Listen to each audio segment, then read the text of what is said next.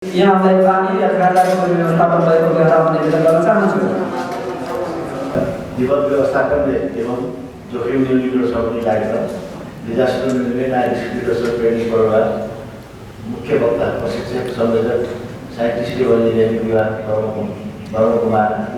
Verma Kumari Raj engineer Verma Kumar Mahabhushan मिति 2079 साल 10 गते बुधबार समय 2:01 बजे स्थान भए उपमहानगरपालिका जाँचको सभा समन्वय सहकारी जिल्ला व्यवस्थापन समिति आयोजक वर्मा कुमारी ईश्वरी विश्वविद्यालय एवं राजनीतिक प्रशिक्षण नेपाल शाखा वडाइजाम।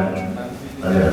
आजको यस समयलाई उपलब्ध गराउनु हुने आजका कार्यक्रमका प्रमुख अतिथि त्यसै गरी विशिष्ट अतिथि जो भारतबाट हाम्रो देशमा हुनुहुन्छ, त्यसै गरी मञ्चासीन अतिथिगणहरू र यहाँ सहभागी सबै सहभागीज्यूहरूमा हामी एकमुष्ट रूपमा हार्दिक स्वागत तथा अभिनन्दन स्वागतम गर्न चाहन्छौँ। यहाँ सबैलाई हार्दिक स्वागत छ। अब आफ्नो सम्बोधन राखिदिनका लागि आजका कार्यक्रमका प्रमुख अतिथिज्यूलाई निवेदन गर्न चाहन्छु। न्यूनीकरण सम्बन्धी प्रशिक्षण कार्यक्रमका सभाध्यक्ष आदरणीय दिदी, विशिष्ट अतिथि इंजीनियर वर्मा कुमार महाभूषण प्रशिक्षण दिदी, मञ्चमा आसीन सुरक्षा निगमका प्रमुख लगायत जिल्ला समन्वय अधिकारी लगायत अतिथिगण र यहाँ उपस्थित हुनुभएका सम्पूर्ण सहभागी महानुभावहरू, सर्वप्रथम वर्मा कुमार महाभूषण यो इन्जिनियरज्यूलाई नेपालमा हार्दिक स्वागत गर्न चाहन्छु। विपद व्यवस्थापन सम्बन्धी महत्त्वपूर्ण कुरामा प्रशिक्षण दिन आउनुभएको छ। यो हामीलाई सबैलाई जानकारी भएको कुरा हो। वर्मा कुमारी ईश्वरी विश्वविद्यालयले विभिन्न विधाहरूमा यस्ता प्रशिक्षणहरू दिने गरेको छ। वर्मा कुमारी ईश्वरी विश्वविद्यालय राजनीतिक प्रशिक्षण केन्द्रले विभिन्न कुराहरूमा ज्ञान दिएर हामीलाई जीवन जिउने कला सिकाएको छ। हामीले जीवनमा अलिकति आफ्नो व्यवहार परिवर्तन गरेर हाम्रो जीवनशैली परिवर्तन गरेर विश्व कल्याणमा लाग्नुपर्छ, मानव कल्याण र विश्व कल्याणमा लाग्नुपर्छ भन्ने कुरो जुन वर्मा कुमार ईश्वरी विश्वविद्यालयले हामीलाई ज्ञान दिने गरेको छ। यसबाट समाज रूपान्तरणमा यसले धेरै सहयोग गरेको छ। अब म दान आएकोबाट केही दिन अगाडि मात्रै हो यहाँले लागु पोषण सम्बन्धी 10वटै पालिकाहरूमा गएर आदरणीय दिदीको अगुवाईमा महत्त्वपूर्ण प्रशिक्षणहरू लागु पोषण र दुर्व्यवहारबाट हाम्रो आज युवा पिँढीहरू जसरी विसङ्गतिमा फसेको छ र त्यसले देश विकासमा ठुलो असर गरेको छ, त्यसलाई यो विकृति विसङ्गति विरुद्धमा ठुलो अभियानहरू पनि यहाँले चलाउनु भएको छ। त्यसबाट म साह्रै प्रभावित भएको छु र आज भूषण जो इन्जिनियर आउनुभएको छ विश्वविद्यालयबाट, उहाँले धेरै देशहरूमा करिब मैले यसो उहाँको बायोडाटा हेरेको थिएँ, 10-11 देशमा उहाँले आफ्नो प्रवचन दिँदै आउनुभएको छ र विपद सम्बन्धमा विपद भन्ने कुरा कुनै पनि सूचना दिएर आउँदैन, आकस्मिक आउने हो। विपदहरूलाई हामीले मानवीय घटनामा विपद आउन सक्छ, प्राकृतिक घटनाबाट आउन सक्छ र विपद आउन नदिने, विपदलाई न्यूनीकरण गर्ने हामीले अभियान चलाउनुपर्छ र विपद आइहाल्यो भने त्यसलाई कसरी रेस्क्यु गर्ने, कसरी प्रतिकार गर्ने भन्ने जुन आइसकेपछि विपदबाट उद्धार गर्ने जुन यो मानवीय सेवा नै हो। सेवा भावना नभइकन हामीले विपदबाट उद्धार गर्न सक्दैनौँ। हरेक मानवहरूमा सेवा भावले विपदमा आपदा परेका मान्छेहरूलाई उद्धार गर्नुपर्छ भन्ने कुरो चाहिँ आजको विषयवस्तु हो। हामीले विपदलाई कसरी न्यूनीकरण गर्ने, विपद आइसकेपछि त्यसलाई कसरी प्रतिकार गर्ने, कसरी खोज उद्धार गर्ने भन्ने विषयमा हामी सबै लागेका हुन्छौँ र यो विपद आउँदा बित्तिकै सबै खोज उद्धार गर्ने, सुरक्षा निकाल्ने, सुरक्षा गर्ने, पुलिस सेनाले गर्ने भन्ने हाम्रो धारणा छ। त्यो होइन। विपदमा भएकोलाई हामी सबैले आफ्नो क्षेत्रबाट आफ्नो ठाउँबाट प्रत्येक व्यक्तिले खोज उद्धारमा लाग्नुपर्छ, यो सेवाभावले लाग्नुपर्छ भन्ने कुरा नै यो विपद सम्बन्धी यो प्रशिक्षण कार्यक्रममा वर्मा कुमार महाभूषणले राख्नुहुनेछ। उहाँले राखेको कुराहरूलाई हामीले आगामी दिनमा आफ्नो व्यवहारमा लागू गरेर हामीले त्यसलाई मानव सेवामा समर्पण हुनेछौँ भन्दै उहाँलाई म धेरै नबोलिकन, किनभने उहाँको कुरा धेरै सुन्यो आज हामीले, उहाँको कुरा विपक्षका कुराहरू ज्ञानको कुराहरू सुनेर त्यसलाई व्यवहारमा लागू गर्ने प्रतिबद्धता व्यक्त गर्न चाहन्छु। मेडिटेसन सेसनमा चाहिँ रहनेछौँ। अब आजको कार्यक्रमलाई संस्थाको परिचय सहित संक्षिप्त रूपमा जानकारी सहित कार्यक्रमलाई औपचारिकतातर्फको आशीर्वचन सहित आफ्ना कुराहरू राख्नका लागि म कार्यक्रमका अध्यक्षज्यूलाई अनुरोध गर्न चाहन्छु। परमाणु राज्य दिदीज्यू, आजको यो विशेष हामी विगत व्यवस्थापन र विशेष हामीले आफ्नो जीवनमा हामी कसरी हामीले आफ्नो जीवनलाई श्रेष्ठ बनाउने यो विशेष कार्यक्रमका आजको प्रमुख अतिथि दाङ जिल्लाका प्रमुख जिल्लाधिकारीज्यू र यसै गरी आजको विशेष हामी सबैको केन्द्रबिन्दु, हामी सबैलाई विशेष धेरै विषयहरूमा विज्ञ र आज यहाँ विशेष हाम्रो इन्जिनियरिङ कलेजका विशेष स्टुडेन्ट र त्यसै गरी विद्युत व्यवस्थापनका हाम्रा व्यक्तित्वहरूलाई ट्रेनिङ दिनको लागि उपस्थित हुनुभएको आजका केन्द्रबिन्दु हाम्रो ब्रह्माकुमार पाहाड भूषणज्यू र यसै गरी ब्रह्माकुमारी राजु प्रशिक्षिका ब्रह्माकुमारी शिवानीज्यू, यसै गरी ड्यासमा आश्रित विशेष अतिथिज्यूहरू र यस सभामा उपस्थित सम्पूर्ण हामी सबैका यो राष्ट्रका विशेष कर्णधार, यस राष्ट्रलाई सुन्दर सभ्य बनाउन भव्य बनाउनको लागि आफ्नो विशेष जीवनलाई इन्जिनियरिङतिर लगिराख्नुभएका इन्जिनियरिङ कलेजका स्टुडेन्ट भाइ बहिनीहरू, त्यसै गरी विपद व्यवस्थापनबाट कसरी त्यसलाई नवीकरण गर्ने, कसरी त्यसलाई समाधान गर्ने यस व्यवस्थापनका व्यक्तित्वहरू, आज हामी सबै यस ब्रह्माकुमारी ईश्वरीय विश्वविद्यालयको द्वारा यो जुन आजको यो विशेष कार्यक्रम यहाँ हामी सबैको लागि एकदमै महत्त्वपूर्ण रहनेछ र भारतको पानीपतदेखि यहाँसम्म, हरियाणाबाट यहाँसम्म आएर हामी सबैलाई विशेष गरी हाम्रो जीवनको महत्त्वपूर्ण पाटोलाई ट्रेनिङको द्वारा सम्झाउनुहुने हाम्रो विशेष व्यक्तित्व हामी बिच हुनुहुन्छ। यो हामी सबैको लागि सौभाग्यको कुरा हो र ब्रह्माकुमारी ईश्वरीय विश्वविद्यालय अहिले लगभग यो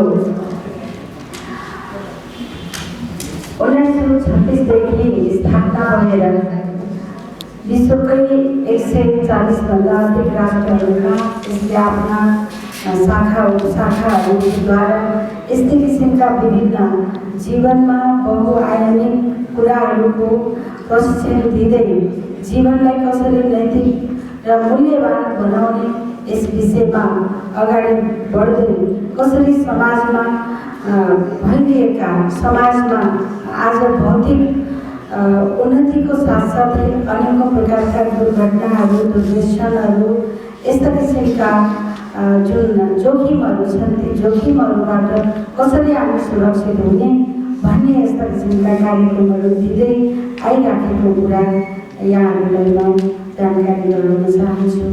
यसरी सबैभन्दा पहिला त ब्रह्माकुमारी ईश्वरीय विश्वविद्यालय जुन आज 2055 सालदेखि यस भोराईमा स्थापित भएर आज अनेकौँ मानवको जीवनमा विशेष आमूल परिवर्तन ल्याउँदै आज यहाँसम्म आइपुगेको छ र अझै हामीलाई लाग्छ अझै हाम्रो सेवा जति हामीले गर्न चाहेका छौँ त्यो पुरा भएको छैन, अझै हामी अगाडि बढिराखेका छौँ र त्यसै गरी समय प्रति समय विभिन्न स्थानबाट कहिले माउन्ट आबुबाट कहिले कुन ठाउँबाट, कहिले पन्जाबबाट, कहिले दिल्लीबाट र कहिले हाम्रो नेपालकै विभिन्न स्थानबाट यहाँसम्म विभिन्न प्रकारका ट्रेनरहरू आएर हामीलाई विभिन्न कुराहरूबाट लिएर हामीले हाम्रो जीवनमा अझै सहज प्राप्त गर्न बनाउने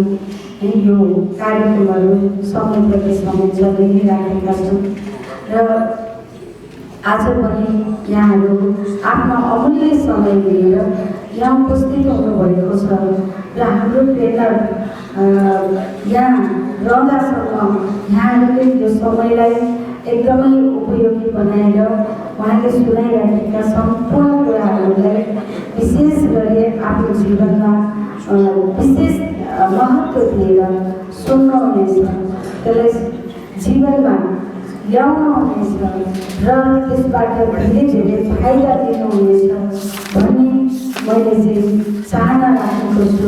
धेरै शुभकामना पनि दिन चाहन्छु। यहाँहरूको यो बसाइ उपलब्धिमूलक होस्, सुन्दर होस् र सधैँ प्रेरणादायी होस्, यो बसाइ भन्न चाहन्छु। यहाँहरूको बिचमा संक्षिप्त परिचय राख्दै अबको सेसन हामी प्रशिक्षणतर्फ नै जोड्नेछौँ। Engineer BK Bharatbhushan, international motivational speaker, director Gyan Mansarovar Academy Panipat, third largest north India campus of Brahma Kumaris, national coordinator scientist and engineering wing of Brahma Kumaris since 2018 to present, chief coordinator Brahma Kumaris Panipat subzone, looking after 55 centers and over than 500 Gita Pathshalas of the subzone. President Dadi Janaki Positive Healthcare Center Society Panipat. Corporate sector address IOCL, NTPC, BEL, NF, other industries, foreign address USA, Italy, UAE, Canada, Nepal, UK, France, Malaysia, China. He delivered talks in more than 40 countries. Vicky Bharatbhushan, formal education is in the civil engineering discipline.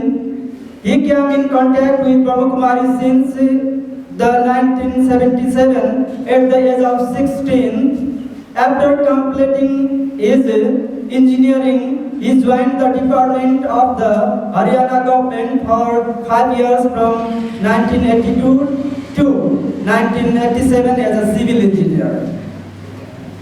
उहाँको training का विषय वस्तु चाहे art of positive thinking, stress management, self empowerment, joy at the work, anger management, communication skill, harmony in relationship, secret of success, excellence in life, disaster management, and etc. etc.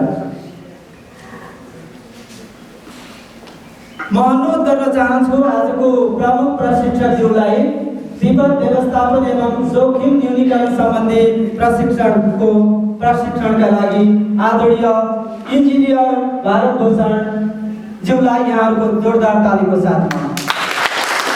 Om Shanti, Om Shanti. 3 बार लंबी ओम शांति उद्बोधन के बाद शुरू करते हैं कार्यक्रम। मेरे साथ आप उच्चारण करेंगे ओम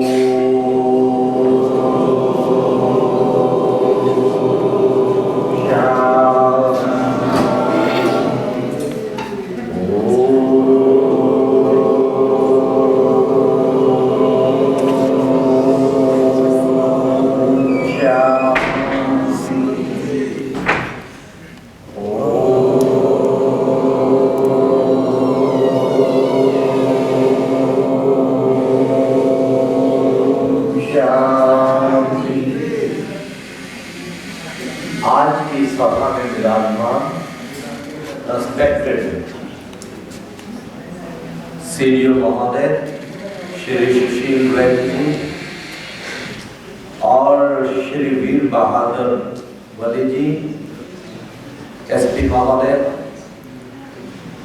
एवं डिस्ट्रिक्ट कोऑर्डिनेशन ऑफिसर एवं डीएसपी महोदय and national research deputy director and engineering college के डायरेक्टर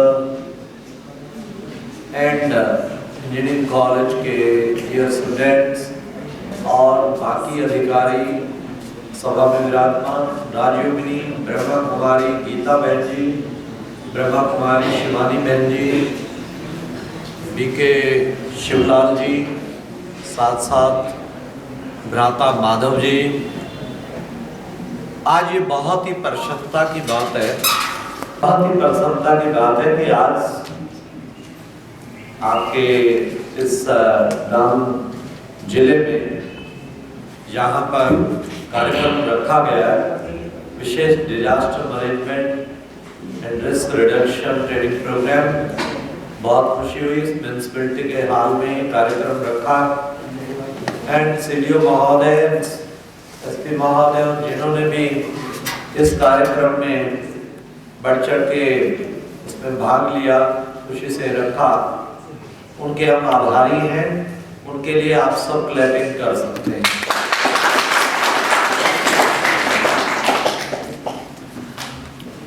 प्रजापिता ब्रह्मा कुमारी ईश्वरीय विश्वविद्यालय, जिसकी लगभग ब्रह्मा कुमारी की more than 8,500 branches in India and in 140 other countries, वो ऐसे सोशल कार्य में दिन रात बढ़कर कार्य करते हैं।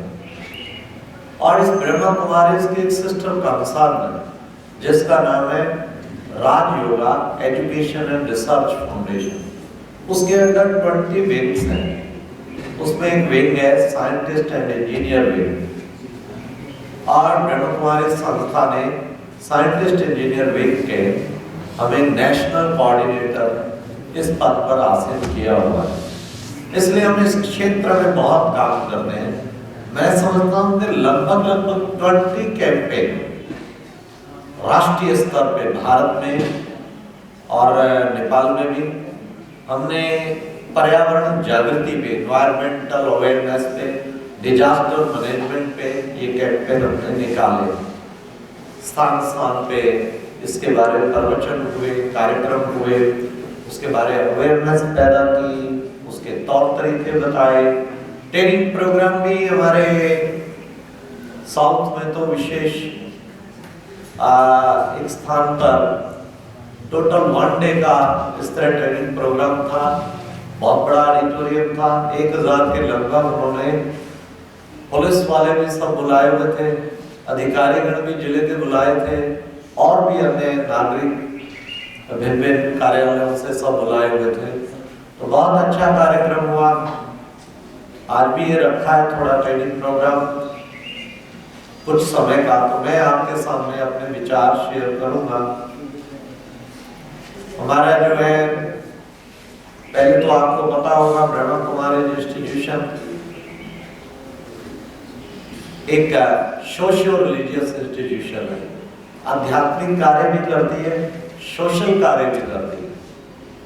आपको जान के हर्ष होगा, हमने जब पर्यावरण के बारे इतनी जागृति पैदा की, जगह जगह ट्री प्लांटेशन और वो सब, HRD मिनिस्ट्री ऑफ इंडिया उन्होंने ब्रह्मा कुमारी को ऑनर किया कि इससे पर्यावरण श्री का अवार्ड देगा। इतनी बड़ी बात है, देखिए, उसके लिए आप क्लैपिंग कर सकते हैं।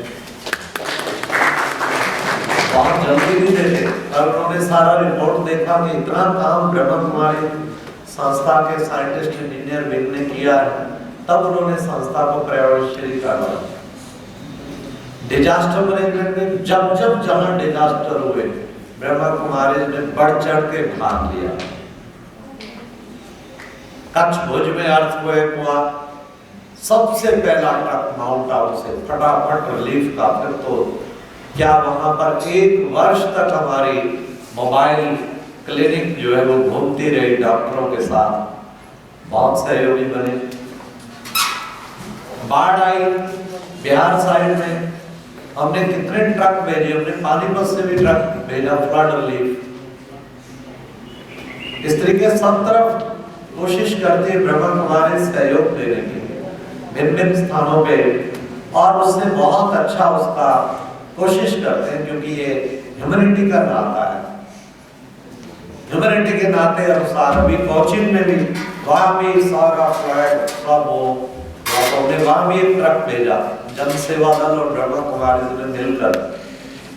इस तरीके से भिन्न भिन्न तरीके तो हम अपनाते ही हैं मैनेजमेंट के, लेकिन आज हम कुछ आपको ऐसी बातें, what are the missing dimension in disaster management, that I want to clear, and you will be glad to know कि हमने कभी इस एस्पेक्ट पे सोचा ही नहीं था। This is the missing dimension, and which is the biggest missing dimension.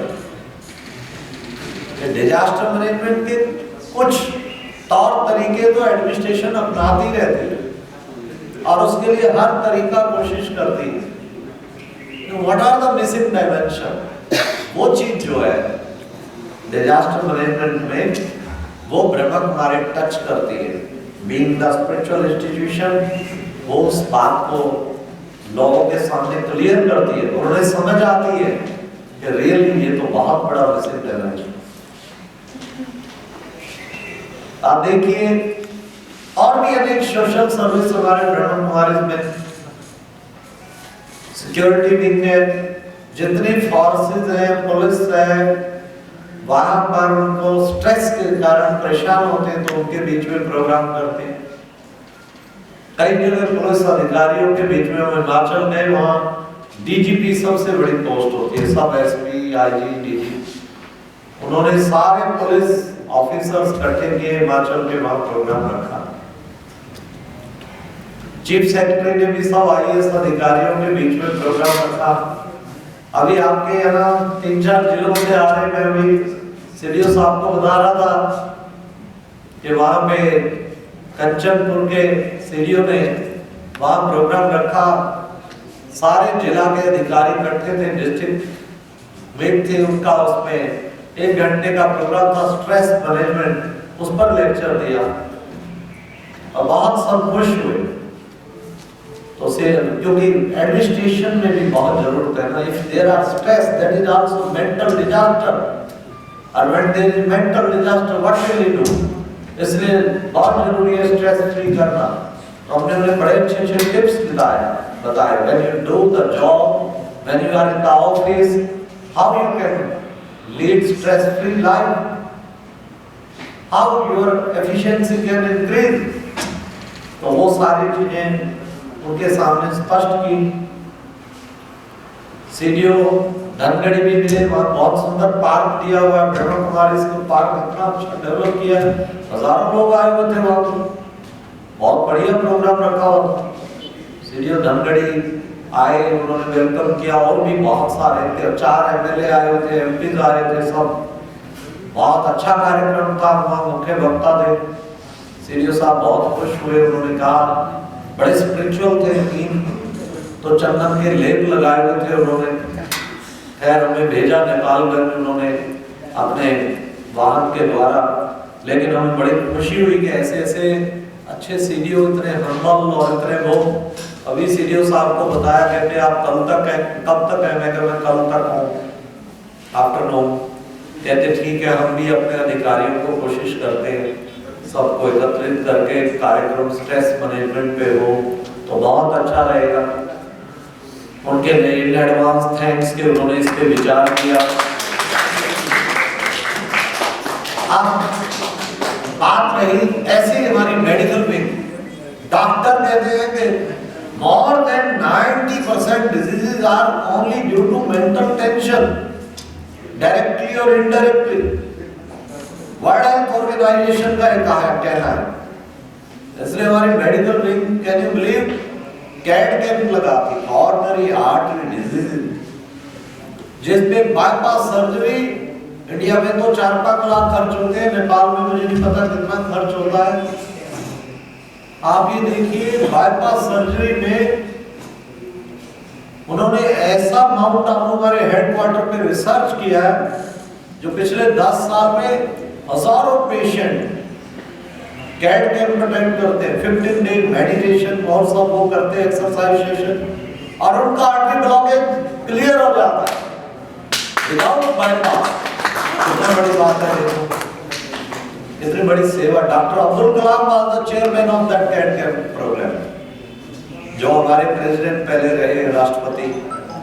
इस तरह के मतलब ऐसे ऐसे कार्य परम पिता परमात्मा इस वक्त करा रहे हैं। एक एक विंग की बात बताओ तो क्या सुनते जाएंगे। रूरल डेवलपमेंट में योगी खेती programme, without chemical, without fertiliser, with the power of meditation, योग के वाइब्रेशन फेंकते हमारे जितने हजारों किसान हैं, और उपज उससे भी अधिक हो रही, प्रोडक्शन उससे भी अच्छी और वेरी गुड क्वालिटी हो रही, without chemical and fertiliser, with the power of meditation, with the positive vibes.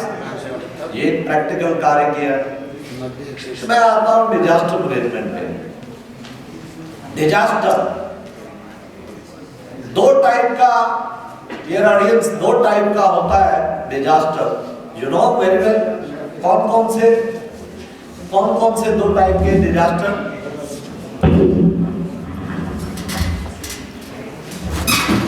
मालूम है किस किस प्रकार के दो टाइप के डिजास्टर होते हैं? Yes, natural disaster, second is the man-made. Yeah, right. These are the two type of disaster: natural disaster and man-made disaster. अच्छा, natural disaster कौन कौन से? Let us make the list: earthquakes, floods, और tsunami, और volcano, और drought, और landslide होता है माउंटेन्स पे खासकर, और अर्थक्वेक। ये सब प्रकार के ये हैं हमारे नेचुरल डिजास्टर। अच्छा, मैन मेड डिजास्टर किसको कहते हैं?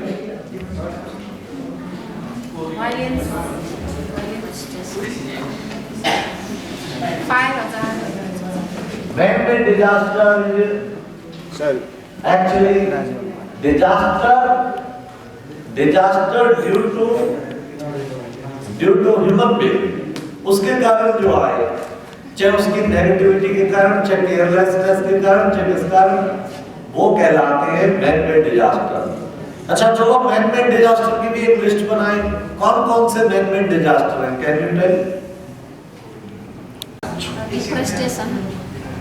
राइट्स, मैन-मेड धार्मिक दंगे होते हैं ना, कम्युनल राइट्स, डिजास्टर। कितने लोग मारे जाते हैं उसमें, कई जगह देखो कितना चलता है, इंडिया में भी चलता है, यहाँ भी चलता है। आप देखते हैं कम्युनल राइट्स, इसके पीछे हजारों लोग मारे जाते हैं कई बार। तो ये क्या है? Man-made disaster. अच्छा, और कौन सा है मैन-मेड डिजास्टर? जरूरी नहीं वर्ल्ड वार, कहते वर्ल्ड वार। चाहे आपकी छोटी वार भी हो, चाहे आपके घर में भी हो, चाहे आपके दो स्टेट के बीच में war is the man made disaster. War के लिए कहा जाता है wars are being fought in the mind before these are being fought in the field। Field में लड़ने से पहले वार जो है दिमाग से शुरू होती है, माइंड से शुरू होती है। अच्छा, और कौन सा मैन-मेड डिजास्टर? वायरस। गुड, ये भी वायरस फैलाने की भी एक फाइट होती है ना, जैसे। अच्छा, और मैन-मेड डिजास्टर? Accident, exactly. आप जानते हैं पूरे वर्ल्ड में एवरी ईयर कितने लोग एक्सीडेंट से मारे जाते हैं? कितने लोग मारे जाते हैं? 1.3 billion। And daily about 4,000 people they lost their life। This is the report of only road accident, not car accident। Industrial disaster भी है। अनेक प्रकार के डिजास्टर, क्राइम्स क्या है, वो भी डिजास्टर है। हमारे एसपी साहब रोज सारा दिन इसी में लगे रहते हैं, कभी कहाँ डिजास्टर हो गया, कभी कहाँ हो गया, कोई मर्डर कर रहा है तो कोई disaster, terrorism, vertical terrorism, this is also man-made disaster. अच्छा भाई, मैं आपसे पूछना चाहूंगा, नेचुरल डिजास्टर बहुत होते हैं। अभी तुर्की में देखो मारे गए, कितने लोग मारे गए, हजारों की तादाद, 40,000 लोग अर्थक्वेक में ऐसे चले गए जो बात में पूछो। सुनामी आई, उसमें कितने मारे गए, कभी कुछ कभी कुछ। मैं पूछना चाहता हूँ, ज्यादा लॉस हमारे इतिहास में नेचुरल डिजास्टर से हुआ या मैन-मेड डिजास्टर? Man-made disaster. तो ओके, ठीक जगह आप पहुंच गए। अब नेचुरल डिजास्टर जो है, पहले हम उसको थोड़ा ले लेते हैं। What are the ways for the natural disaster, disaster management के लिए, फिर हम मैन-मेड डिजास्टर पे आएंगे। अब नेचुरल डिजास्टर पे कुछ तो हमारे गवर्नमेंट लेवल पे तरीके अपनाए जाते हैं, ये करो, भागदौड़ करो, फ्लड्स आई, इधर लगाओ, डैम लगाओ, वो करो, everything they try to do, whether earthquake, whether सब कुछ। लेकिन फिर भी 4 तरीके नेचुरल डिजास्टर के लिए बताए जाते हैं। What are those? पहला है preparedness. What is the preparedness? मतलब कि एक बार साइक्लोन आया था इंडिया में, बहुत तेज वेक्टर। जो साइक्लोन जब आया तब लोग प्रिपेयर नहीं थे और इतना लॉस हुआ, 90% लॉस। तमिलनाडु की बात है, साउथ इंडिया। उसके बाद लोगों को अवेयर किया गया डिजास्टर के बारे में जो आप काम कर रहे हैं। तो फिर उतनी ही इंटेंसिटी का फिर दोबारा साइक्लोन आया 5 साल के बाद। लेकिन आप देखो, तब लोग प्रिपेयर्ड थे, पहले से प्रिपेयर्ड थे। पहली बार परवाह नहीं की, अनाउंसमेंट किया गया, सब कुछ किया गया, प्रिपेयर्ड नहीं थे। दूसरी बार प्रिपेयर्ड थे, तो फर्स्ट टाइम लॉस हुआ 90% और सेकंड टाइम लॉस हुआ only 10%, because they are prepared, पहले से प्रिपेयर्ड। तो preparedness, we should, mental challenge बुद्धि में होनी चाहिए, ट्रेनिंग हमें मिलनी चाहिए, क्या करना है अगर ऐसा आ जाए, कितनी बड़ी चैलेंज, और वो इमीडिएट हमें फिर कोशिश करके करना चाहिए, तो फिर हो जाता है, उससे फिर बिल्कुल ठीक हो जाता है। सुनामी आई, अब हमारे पास ऐसे ऐसे विलेज हैं, अनाउंसमेंट कर दी गई, सुनामी आई श्रीलंका में, इंडिया में उसके बाद आने का था, 2 घंटे का मार्जिन था, अनाउंस किया गया खाली कर दो शहर, ये सुनामी आए। पर लोग इतने अटैच होते हैं, अरे मरेंगे तो सारे मरेंगे, कोई ने खाली नहीं किया। बट एक विलेज के सारे ने खाली कर दिया, वो विलेज बच गया और बाकी सब पानी में गए। ये है, we should have the preparedness। पहले से अगर प्रिपेयर होते हैं तो फिर अब वास्तव में सही डिजास्टर मैनेजमेंट हो पाता है। हमें थोड़ा सा पूर्व तैयारी, जिसको कहते हैं पूर्व तैयारी, हमें पूर्व तैयारी रखनी चाहिए। उसी के लिए एडमिनिस्ट्रेशन लगी रहती है, कोशिश करती है, पर मेजॉरिटी कई बार परवाह नहीं करते। बहुत स्थानों के ऐसे केस है, अनाउंस कर दिया गया लेकिन वो नहीं हो पाए। सबसे बड़ी बात, जानवरों में इंट्यूशन होती है। उनको इंट्यूशन हो गया, जानवर भाग भाग के कहीं पहुंच गए हाइट पे, जैसे आपके इधर पर्वत पे, जानवर बच गए, मनुष्य नहीं बच गए। इसलिए एक तो ये, फिर दूसरा जो है हमारा, एक है प्रिपेयर्डनेस, दूसरा है mitigation. What is the mitigation? अब आई गया डिजास्टर, अब आप उसको सोच के आप हार्ट फेल हो जाएंगे, भूकंप, और आपका आप इसकी बजाय एकदम कोशिश करें कि चलो नुकसान हो गया कम से कम हो, एकदम लग जाए। Mitigation to minimise the loss, ऐसे तरीके अपनाए एकदम से फाइट करने लग जाए कि मिनिमम लॉस हो अभी। लेकिन लोग घबरा जाते हैं, परेशान हो जाते हैं, ये क्या हो गया, ये क्या हो, इसलिए कुछ नहीं सोचते, हाथ पे रख के बैठ जाते हैं। जैसे मैं आपको एक जगह का, शायद आपने उस शहर का नाम तो नहीं सुना होगा, बड़ा शहर सुना होगा, अहमदाबाद तो सुना है ना सभी ने। अच्छा, अहमदाबाद के निकट एक नडियाद है, नडियाद नहीं सुना होगा। अब नडियाद में जैसे आपके यहाँ पर मैंने सुना है कि जिसने एकीकरण किया नेपाल का, उनका क्या नाम है? पृथ्वीराज। मुझे कहीं रास्ते में एडमिनिस्ट्रेशन ने बताया उसका हॉलीडे अब होता है। हमारे वहाँ एकीकरण किसने किया इंडिया में?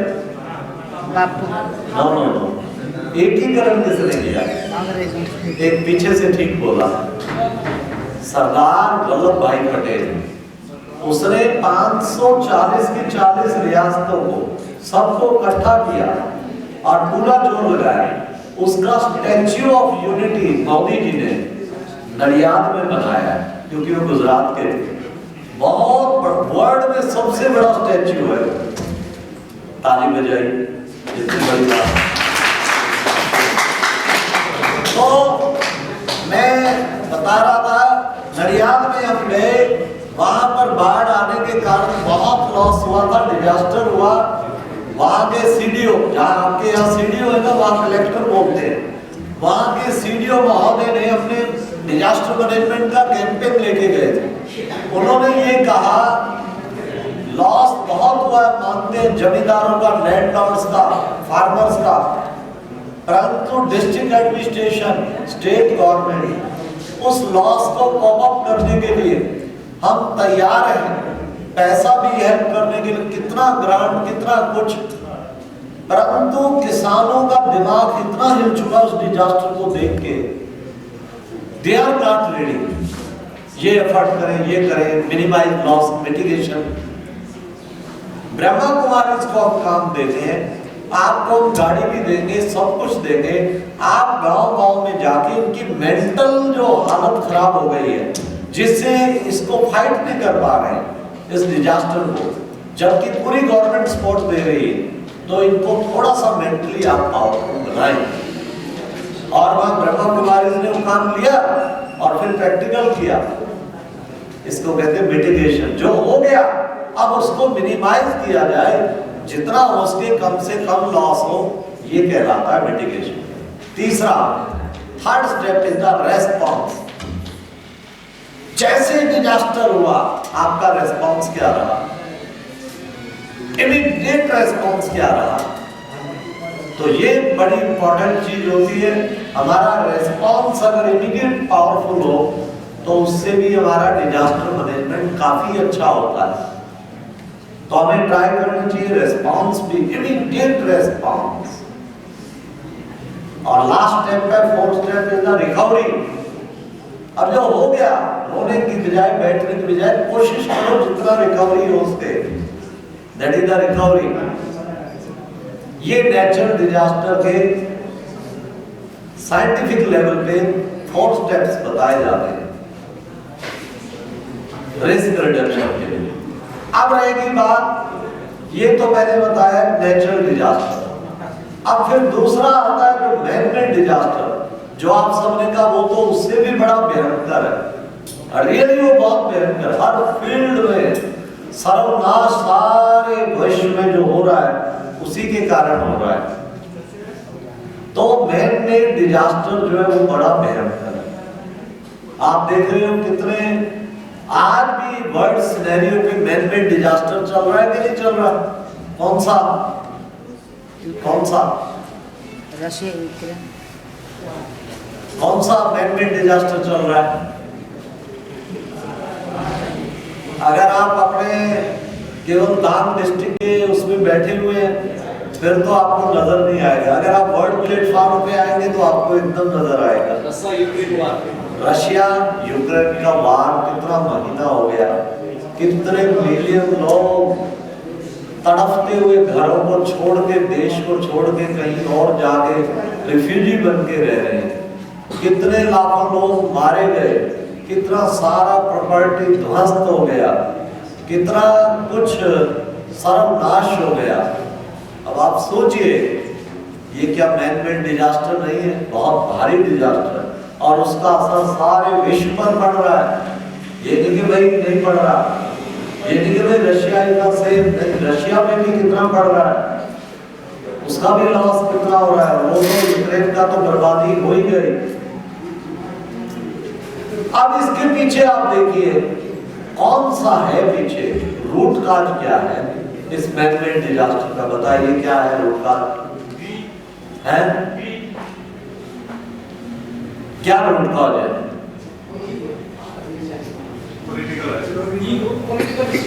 एक भाई ने जवाब दिया, क्या बोलो पीछे से? नहीं, पीछे से ईगो। एग्जैक्टली, रूट काज में आपको ईगो मिलेगा, दोनों तरफ से ईगो। अरे मेरे घर के एक प्राणी की जान बचती हो, दूसरा आदमी अगर पावरफुल है वो कहता है सर्वनाश कर दूंगा, चैलेंज दे रहा हूं, बहुत कुछ। और एक प्राणी की भी जान बचती हो तो मेरे को कोई दिक्कत नहीं है उसके पैर पकड़ने में, अगर मुझे प्यार है उस प्राणी से, उसकी जान तो बच जाएगी। इसको सेल्फ रिस्पेक्ट कहेंगे। ईगो में दोनों अड़ के खड़े हुए हैं। अगर रशिया ने बार बार चैलेंज किया भी इसको, उसने ये नहीं कहा कि तुम मेरे गुलाम हो जाओ, उसने चाहा कि भाई तुम उनके साथ नहीं मिलो, हमारी सुरक्षा को थोड़ा बाधा होता है, तुम इस तरह मान जाओ इस बात पे, अदरवाइज मैं बर्बाद करूंगा। ठीक है, कितना चैलेंज किया गया, कितना प्रैक्टिकल किया गया, आंखों के सामने देखा, मेरा सारा राष्ट्र लुट गया, सारा बर्बाद। ऐसे सेल्फ रिस्पेक्ट को गोली मारो, क्या फायदा हुआ ऐसे सेल्फ रिस्पेक्ट का? सारे राष्ट्र की बर्बादी कर दी। ऐसे ही सद्दाम हुसैन ने किया था, आपको याद हो, गल्फ वार हुई, अमेरिका ने कहा तुम्हारे पास कोई जैविक अस्त्र शस्त्र तो नहीं है? उसने कहा नहीं है। क्या चेक कराओ? क्या चेक नहीं कराऊंगा। क्या चेक नहीं कराते तो फिर हम बर्बाद करेंगे। उसने वो भी अड़ गया, कुछ भी हो जाए, फिर बहुत बर्बादी हुई, कितने तेल के कुएं जला दिए, कितना काला काला पॉल्यूशन हुआ सारे, और अल्टीमेटली क्या हुआ? ही सरेंडर, पकड़ा गया। वो फायदा क्या हुआ? इससे पहले ही कह देता अच्छा चेक। और फिर वंडरफुल बात ये, मिले भी नहीं, इन्वेस्टिगेशन बाद में किया गया, मिले भी नहीं, जैविक अस्त्र शस्त्र थे भी नहीं उसके पास। एक मनुष्य ईगो के कारण सारे राष्ट्र की बर्बादी करा ले, एक हेड के ईगो के कारण, कितनी गलत बात है। तो ये मैं यूक्रेन की ओर से भी कहूंगा, दूसरी ओर रशिया अमेरिका को भी कहूंगा, उनका भी ईगो। अगर कोई व्यक्ति सेल्फ रिस्पेक्ट में आ गया है, अरे भाई इतना बड़ा हत्याकांड, इतना नरसंहार करने की जरूरत क्या है? वेस्ट जर्मनी, ईस्ट जर्मनी, एक बार मीटिंग, 2 बार मीटिंग, 10 बार मीटिंग, आखिर कई ऐसे देश हैं बड़ी बड़ी समस्याएं, फिर कंप्रोमाइज हो गया। बार बार मीटिंग करो, तरीके अपनाओ, लेकिन बर्बादी का तरीका तो नहीं अपनाओ, डिस्ट्रक्शन का तरीका तो नहीं अपनाओ। उधर भी ईगो, इधर भी ego, this is the ego war. और उसके पीछे सारी सृष्टि को नुकसान हो रहा है, कितना पॉल्यूशन हो रहा है। आज वर्ल्ड वार के चांसेस बढ़ गए। आप और हम सब की भी सेफ्टी वो हो सकती है, कभी भी कुछ हो सकता है। सारा विश्व, हम प्लानिंग बनाते रहेंगे, सब प्लान हो जाएगा। कितना सोचिए। और रूट का एक मनुष्य का ईगो, दोनों तरफ से ईगो टकरा रहा है। तो मैन मेड डिजास्टर जितने भी हैं, negativity of the human mind, that brings the man made disaster. तो वार से कारण है।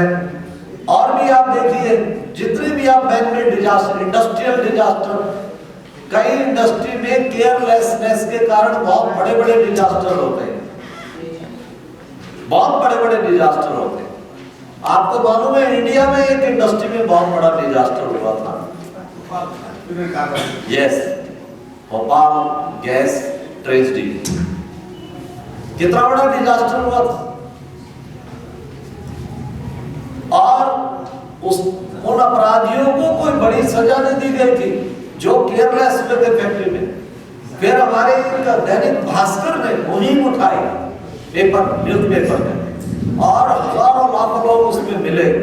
फिर उनके ऊपर एक्शन हुआ, और जब एक बार इंटरव्यू लिया गया उस ऑफिसर का जिसकी लापरवाही के कारण, उसके नीचे जो नेक्स्ट ऑफिसर था उसने कहा मैंने अपने सीनियर बॉस को बता दिया था सर ये जो सिस्टम कह रहे हो वैक्स लगा दो, ये वो क्लब में इंटरफेस कर रहा था और मैंने कह दिया था सर ये प्रॉपर वे नहीं है, गैस लीक कर सकती है इससे, बट उसने नहीं तुम ऐसा कर दो कोई बात नहीं, क्योंकि वो इंटरनेट उसको टाइम नहीं था देखने का। और ऐसा किया गया और अल्टीमेटली जो उसने कहा था वही हुआ, और कितने हजारों लोग मारे गए और कितने हजारों आज तक भुगत रहे इतने साल की सजा। उनके आंख खराब हो गए, किसी का कुछ हो गए, कितने घायल हो गए, एक व्यक्ति की लापरवाही। तभी रोड्स पे लिखा होता है क्या, सावधानी घटी सावधानी घटी और दुर्घटना घटी। अब आप सोचिए कितनी बड़ी बात है। ऐसे इंडस्ट्री में एक नहीं अनेकों सारे वर्ल्ड में डिजास्टर होते हैं ओनली ड्यू टू केयरलेसनेस।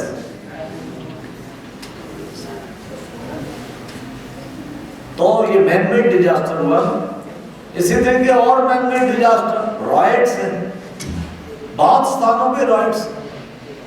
हमारे इंडिया में तो आम चलते रहते हैं, मुस्लिम हिंदू का कहीं कहां चला गया, कभी अयोध्या चल पड़ा, कभी किधर चल पड़ा। लेकिन आप सोचिए कश्मीर में चल पड़ा, कितने समय से चल रही समस्या, कितने बेचारे इनोसेंट लोग लाखों मारे जाते हैं, लाखों बेघर हो जाते हैं।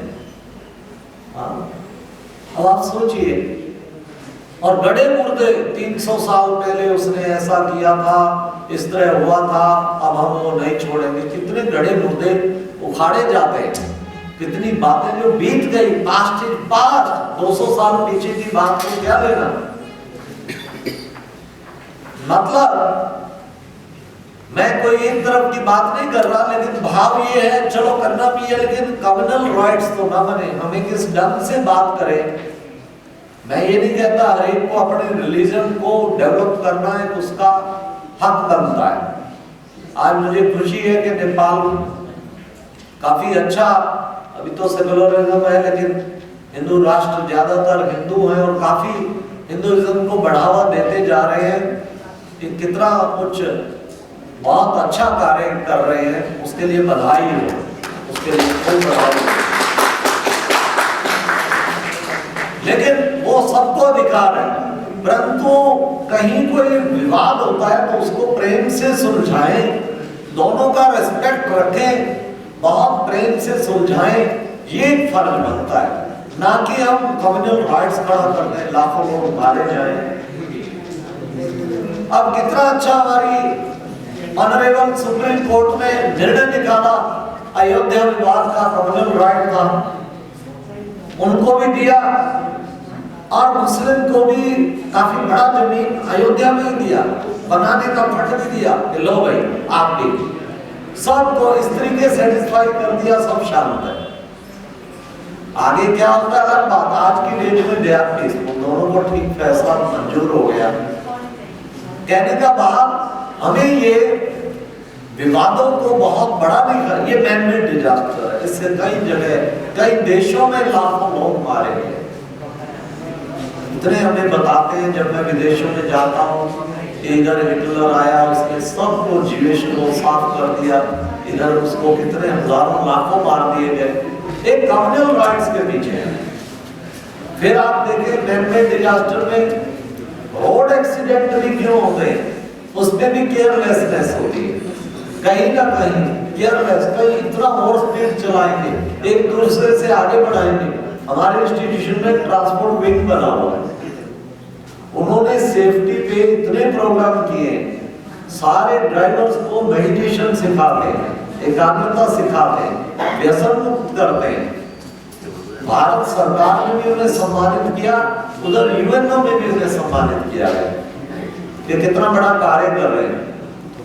रोड से इतना 4000 लोग मारे जाना रोजाना, और फिर इतने मिलियन लोग मारे जाना कितनी बड़ी बात है। इसलिए हमें ये सब जो हमारे मैन मेड डिजास्टर है उनसे हमें कोशिश करके फिर जो अपराध होते हैं जो हमारे एसपी साहब को डील करने पड़ते हैं, यहाँ तो फिर भी शायद अपराध की संख्या कुछ कम होगी, कई देशों में और भारत में भी बहुत ज्यादा रेप के केस कितने होते हैं, किडनैपिंग के कितने होते हैं, कितना कुछ तोबा।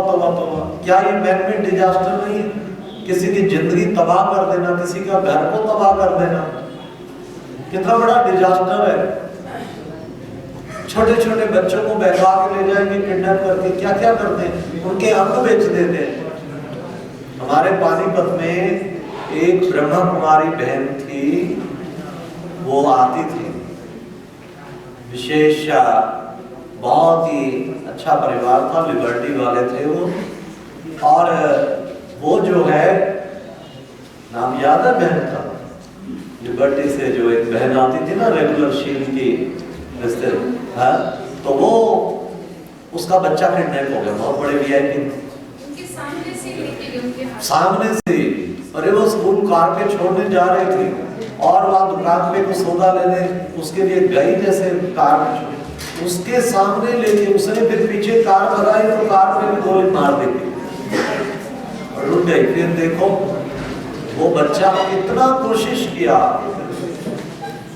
गवर्नमेंट सेंट्रल गवर्नमेंट कितना कुछ धमकी आई उसे महीने के बाद कि भाई इतने करोड़ रुपया लेके इतनी जगह इस जगह पहुंच जाओ, किसी को इन्फॉर्म नहीं करेंगे, नहीं तो उड़ाए देंगे। उन्होंने कहा ठीक है मैं पहुंच जाऊंगा, लेकिन मेरे को एक बार ये एश्योर कर दो कि बच्चा है, उसकी आवाज थोड़ी सी भी सुना। वो उन्होंने नहीं किया, तो उन्होंने कहा बच्चा भी गया और पैसा भी जाए।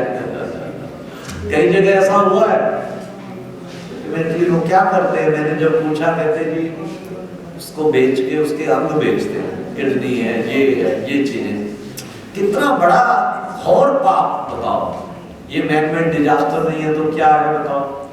टेररिज्म होता है मैन मेड डिजास्टर, क्राइम है मैन मेड डिजास्टर, हॉस्पिटल्स में लापरवाही के कारण कितने पेशेंट मर जाते हैं, ये मैन मेड डिजास्टर नहीं तो क्या है? सोचिए आप। इन सब के पीछे negativity of the human mind. Now what Brahma Kumari institution doing? जब आपने कह दिया कि ज्यादा लोग मरते मैन मेड डिजास्टर के कारण, तो कम से कम मैन मेड को तो कंट्रोल करें, नेगेटिविटी को तो खत्म करें। तो Brahma Kumari teaching the meditation to avoid that man made disaster, उसको खत्म करने के लिए मेडिटेशन की ट्रेनिंग देती है। अगर आप सच पूछें, नेचुरल डिजास्टर का कारण भी मैन मेड ही, एनवायरनमेंट पॉल्यूशन करते हैं, इम्बैलेंस होता है, अर्थक्वेक होते, सुनामी आती, क्यों आती? ये सब चीजें भी प्रकृति को जब एक्सप्लॉइट इतना किया है तो प्रकृति भी फिर उसका बदला लेती है। इसलिए उसमें बहुत जरूरी है कि वो इस चीज को भी हम प्रयास करें। अब कैसे उस नेगेटिविटी को खत्म करें, मैं उसके ऊपर कुछ आपको बढ़िया सी बातें बताना चाहूंगा। सबसे पहले ये माइंड का आ गया, मेंटल डिजास्टर कैसे खत्म हो, नेगेटिव डिजास्टर, उसके लिए मैं बताना चाहूंगा 7C which produce the mental disaster। आप उन्हें नोट कर सकते हैं, what are those 7C? Number one is the criticism। कई बार हम लोग क्रिटिसाइज करते रहते हैं, कभी किसको क्रिटिसाइज करेंगे, कभी किसको क्रिटिसाइज करेंगे। अगर आप हर समय क्रिटिसाइज करते हैं तो ये भी एक डिजास्टर है, ये भी एक डिजास्टर है। इसलिए क्रिटिसिज्म जो है वो ठीक नहीं है। Don't criticise anyone. इसको एक ये क्रिटिसिज्म इज आल्सो डिजास्टर। दूसरे को ऐसी बात कह देना दूसरा उसका दिल टूट जाए। क्रिटिसिज्म की बजाय एप्रिशिएट करें, एक दूसरे को दिल से एप्रिशिएट करें। कैसे एप्रिशिएट करेंगे? जब भी किसी को कोई बात है जो आपकी जिंदगी में 4-5 है ना मेन, जैसे किसी का पति, किसी का पत्नी जिनसे वास्ता पड़ता है, किसी का ऑफिस में ऑफिसर है, किसी का बेटा, किसी का कोई, किसी के पेरेंट्स, उन 4-5 जिनसे वास्ता अधिक पड़ता है उनको दिल से रोज एक बार अप्रिशिएट करें। क्या कहेंगे अप्रिशिएशन में? किसी भी बात पे लास्ट कमेंट्स ये दें, आप बहुत अच्छे हैं। क्या कहेंगे? अरे बोल नहीं रहे, क्या बात, खाना खा के नहीं आए? क्या कहेंगे? क्या कहेंगे? आप बहुत अच्छे हैं। क्या कहेंगे? रियली आज की ऑडियंस बहुत ही अच्छी है, अपने लिए ताली बजा सकती है। मेरा तो फर्ज था आपको अच्छा कहना कि आज की ऑडियंस बहुत अच्छी है। आपने अपने लिए तालियां बजानी शुरू कर दी, लेकिन आपका क्या फर्ज है? आपका क्या फर्ज है? मैं तो आपको कहूँ अच्छा, और आप किसको कहें? आप अपने लिए ताली बजाने की बजाय आपको भी कहना चाहिए कि आज के वक्ता बहुत अच्छे हैं। एक दूसरे को अप्रिशिएट करना।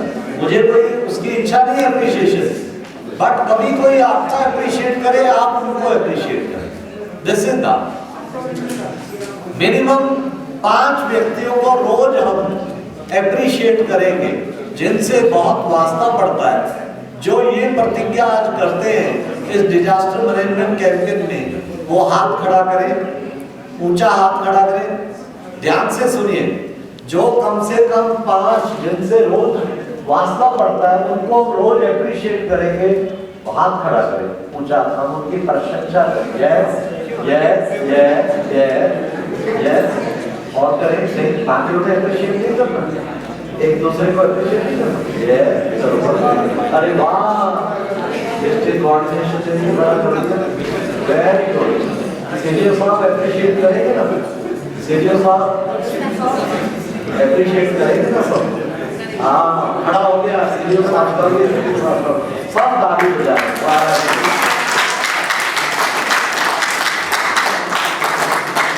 तो वो भी अप्रिशिएट करती बात, आप बहुत अच्छे दिल से हैं, you are very good person, really आप बहुत अच्छे। अच्छा, आज आप घर जाएंगे, आपको घर में किसी को वाइफ मिलेगी, किसी को पेरेंट्स मिलेंगे, किसी को, तो क्या कहेंगे? क्या कहेंगे? क्या कहेंगे? आप बहुत अच्छे। तो ये है डोंट क्रिटिसाइज। नेक्स्ट सी है करेक्शन। कई बार हम करेक्ट करते रहते हैं, दूसरों की गलतियां निकालते रहते हैं, तो कहते हैं don't correct others, correct yourself. अपने आप को करेक्ट करो, औरों को करेक्ट नहीं करते रहो। तो करेक्शन। थर्ड सी है कमेंट्स। कई बार हम ऐसे कमेंट्स दूसरे ऊपर कस देते हैं, दूसरा व्यक्ति तरफ उठता है, तो कमेंट्स, सारा महाभारत कुछ कमेंट्स के कारण खड़ा हुआ। क्या कमेंट्स थे? क्या कमेंट्स थे? द्रौपदी ने कमेंट्स दिए, क्या? अंधे का पुत्र अंधा, और उससे कितना बड़ा डिजास्टर हुआ, पूरी महाभारत खड़ी हो गई। उसने सोचा दुर्योधन ने मैं इसका बदला लेके छोड़ूंगा। तो दिस इज द डिजास्टर। हमारे कई बार कुछ ऐसे कमेंट्स, रॉन्ग कमेंट्स निकल आते हैं जिससे बहुत बड़ा डिजास्टर हो जाता है। इसी तरीके फिर आप देखेंगे हमारे फिर केयरलेसनेस, और सी द केयरलेसनेस, मतलब जब हम केयरलेस होते हैं फिर बहुत बड़ा डिजास्टर। हम we should be careful. Doctor कहेगा ये नहीं खाना, ये नहीं, अरे डॉक्टर तो ऐसे कहते रहते, फिर बीमारी आएगी, हार्ट अटैक आएगा, फिर डिजास्टर होगा, अपने शरीर में डिजास्टर होगा। इसलिए be careful, don't be careless. फिर नेक्स्ट सी है कंप्लेंट। आप सब नोट कर रहे हैं ना? नोट करते रहिए, आपके काम की बातें बता रहा हूं। कंप्लेंट, कईयों को कंप्लेंट सीनियर से, कईयों को जूनियर से, कईयों को किससे, हर वक्त कंप्लेंट है। तो don't complain. If you are always in complain, you can never be complete. आप कंप्लीट नहीं हो सकते अगर आप हर वक्त कंप्लेन करते रहते, इसलिए कंप्लेनिंग नेचर छोड़ें। नेक्स्ट सी है कंपैरिजन।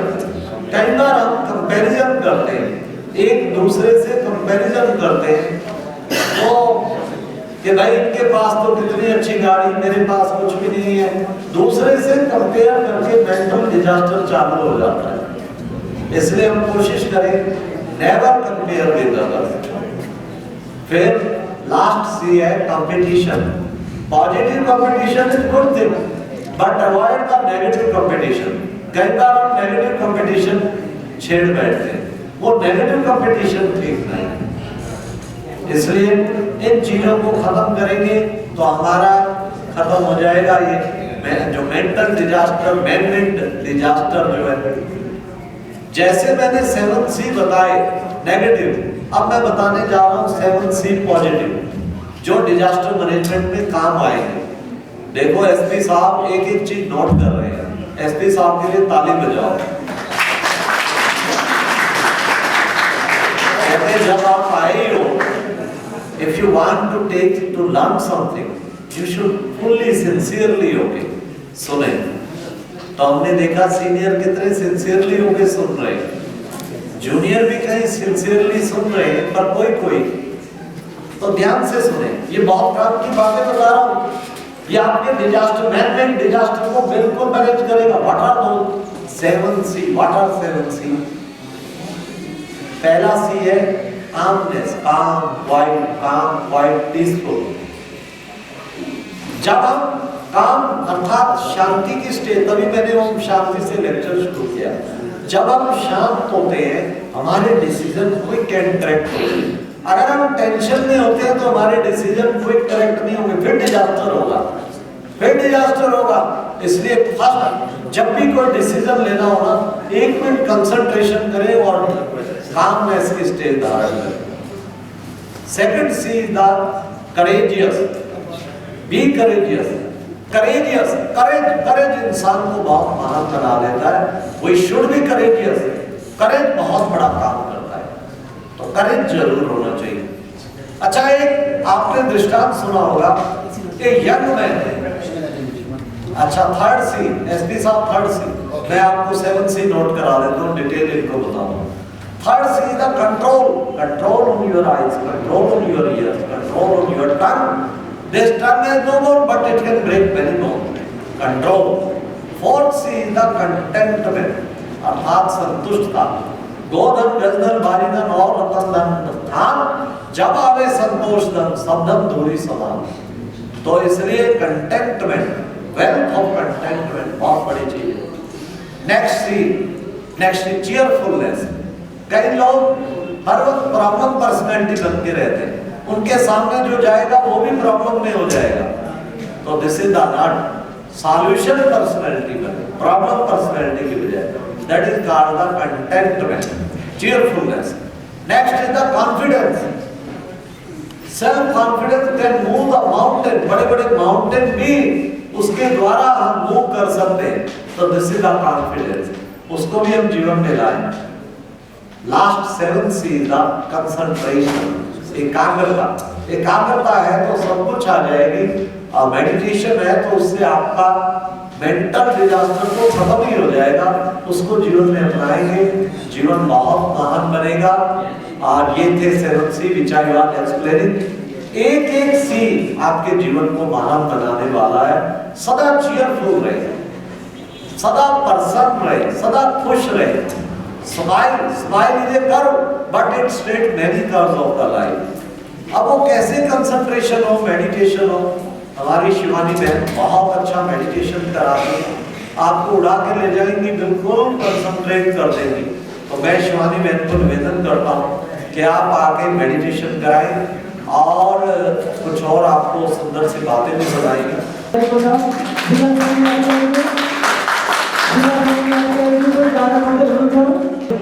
जति पनि गायनका यहाँहरू सबैजना अब शान्तिको लागि बस्नुहुनेछ।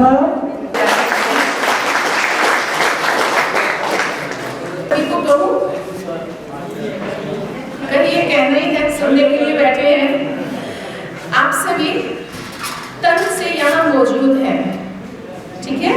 तन से आप सभी यहीं प्रेजेंट हैं, लेकिन मैं चाहूंगी आप मन से भी यहीं प्रेजेंट रहें, क्योंकि बहुत सारे काम छोड़कर आप यहाँ पर बैठे हैं। कोई अपनी स्टडी छोड़कर बैठा है, कोई अपने घर के काम छोड़ के बैठा है, तो कोई ऑफिस के काम छोड़ के बैठा है।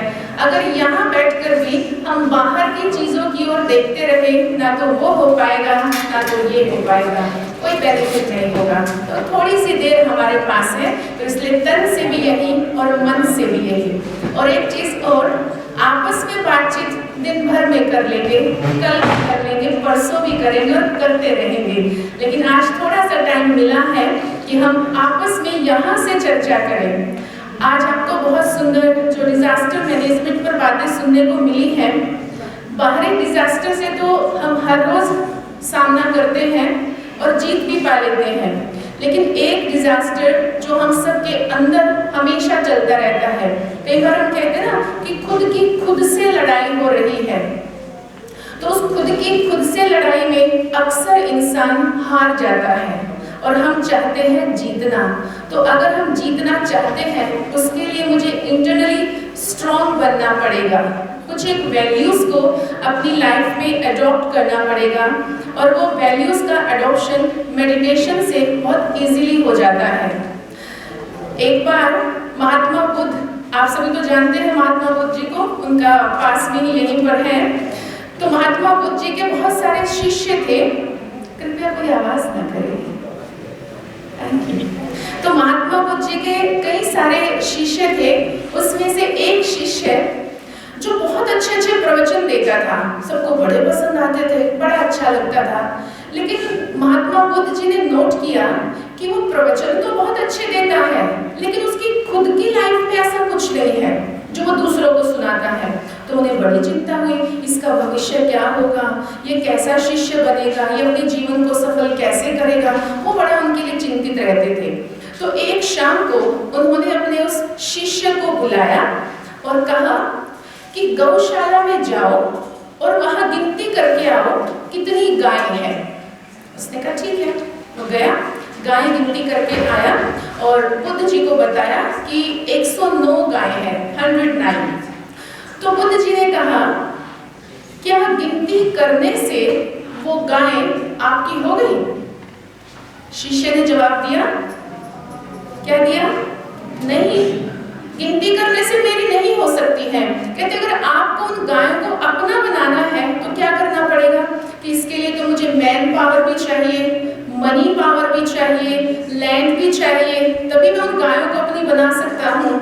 तो महात्मा बुद्ध जी ने कहा इसी तरह से जो प्रवचन आप दूसरों को देते हैं, जो अच्छी बातें आप दूसरों को सुनाते हैं, जब तक आपके अपने जीवन में वो धारण नहीं होगी तब तक वो बातें केवल प्रवचन तक रह जाएंगी, आपकी अपनी नहीं हो सकती है। तो अच्छी बातें हम सुनते हैं, आप भी सुन रहे हैं, हम सुना रहे हैं, हम भी सुनते हैं, हमें बड़े सुनाते हैं, लेकिन वो हमारी तब होगी जब हम उन्हें अपने जीवन में धारण कर लेंगे। खाली गिनने से वो हमारी नहीं हो सकती। तो मेडिटेशन वो चीज है कि वो उन्हें हमारा बना सकते हैं।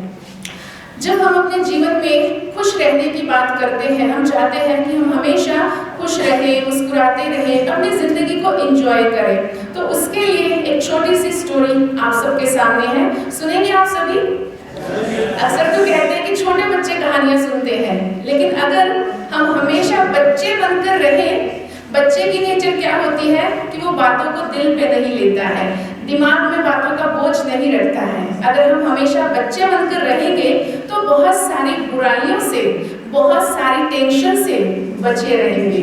तो स्टोरी सुनाती हूँ। एक बार एक गुरुजी, फिर से एक गुरुजी हैं, तो उनके बहुत सारे शिष्य होते हैं। उसमें 2 शिष्य हैं जिनका नाम है रामा और दामा। रामा और दामा दोनों को गुरुजी बुलाते हैं, उनको एक एक फ्लावर का बकेट देते हैं, कहते हैं कि जो भी आपको गांव में मिले उसको ये बकेट में से फूल आपको दे देना है, लेकिन एक कंडीशन है। कंडीशन ये है कि सामने जो भी मुस्कुराए उसको फूल देना है, सबको नहीं देना, जो मुस्कुराता हुआ मिले उसको फूल देना है। ठीक है, दोनों चले जाते हैं अपना अपने काम पूरा करने के लिए। रामा कुछ ही देर में वापस आ जाता है और उसका बकेट खाली है। अब दामा का इंतजार होता है, दामा नहीं आया। घंटा बीता, 2 बीते, 4 बीते, शाम होती है और दामा बहुत गुस्से में पैर पटकता हुआ अंदर आता और कहता है, गुरुजी का दिमाग खराब है क्या? कैसा काम दे दिया कि जो भी मुस्कुराता मिले उसको फूल दो। पूरे गांव में कोई मुस्कुरा ही नहीं रहा था। कैसा गांव है, कैसे लोग हैं, और गुरुजी ने क्या काम दे दिया? गुरुजी ने रामा को अपने पास बुलाया और कहा, रामा तुमने काम पूरा कर लिया? हाँ जी गुरुजी, काम पूरा कर लिया। दामा तुमने किया? क्या गुरुजी, आप ठीक हो कि नहीं हो? कहीं बुढ़ापे में आप सठिया तो नहीं गए? कैसा काम आपने मुझे दे दिया? फिर कहा, रामा तुमने ये काम कैसे किया? अब गुरुजी ने कंडीशन रखी थी कि जो भी मुस्कुराता हुआ मिलेगा उसको आपने फूल देना है। अब रामा के फूल इतनी जल्दी खत्म हो गए, बास्केट खाली हो गई। रामा ने क्या किया होगा? बिल्कुल सही, रामा खुद मुस्कुराता था, जिससे भी मिलता था मुस्कुरा के मिलता था। जब रामा मुस्कुराता था सामने वाला भी मुस्कुराने लग जाता था और रामा उसको एक फूल दे देता था। लेकिन दामा खुद भी गुस्से में था, उसको देखकर दूसरे रास्ता ही बदल लेते थे कि कहीं इससे मिलना ना पड़ जाए, और उसकी बकेट भरी की भरी रह गई। आप रामा बनना चाहेंगे या दामा? रामा ही बनना चाहते हैं सभी, लेकिन अक्सर बने रहते दामा है। जबकि पसंद नहीं है तो आज से थोड़ा सा ये चेंज कर लेते हैं, क्योंकि ये जो मुस्कुराहट है इसमें पैसे खर्च नहीं होते हैं। मुझे नहीं मालूम किसी ने अभी तक ये कहा हो कि मैंने 50 रुपए खर्च किए मुस्कुराने के लिए, या मैंने 50 रुपए में मुस्कुराहट खरीदी। हमारी संस्थान की जो पूर्व मुख्य प्रशासिका रही है दादी प्रकाश मणि जी, वो बहुत अच्छी बात सुनाते थे। वो कहते थे कि इस दुनिया में इतना कोई अमीर नहीं जो ये कहे मुझे मुस्कुराहट नहीं चाहिए, और इतना कोई गरीब नहीं जो ये कहे कि मैं किसी को एक मुस्कुराहट नहीं दे सकती। दे भी सकते हैं और जरूरत भी है, तो हमें हमेशा मुस्कुराते रहना चाहिए। जब हम मुस्कुराते हैं तो जो प्रॉब्लम्स है वो भी छोटी हो जाती हैं, क्योंकि मुस्कुराहट बड़ी है तो प्रॉब्लम छोटी हो जाती है। तो हमें हमेशा मुस्कुराते रहना है, खुश रहना है। एक 4 लाइनें किसी शायर ने कही हैं जो मुझे हमेशा याद रहती हैं, और मैं स्पेशली यंगस्टर्स के साथ उसे जरूर शेयर करती हूँ। तो किसी ने बहुत खूबसूरत कहा है, जिंदगी में हमेशा खुश रहना जिंदगी की जरूरत है। जिंदगी में हमेशा खुश रहना जिंदगी की जरूरत है। जिंदगी जियो इस अंदाज से कि सब देखकर कहे जिंदगी कितनी खूबसूरत है, जिंदगी कितनी खूबसूरत है। पसंद आए तो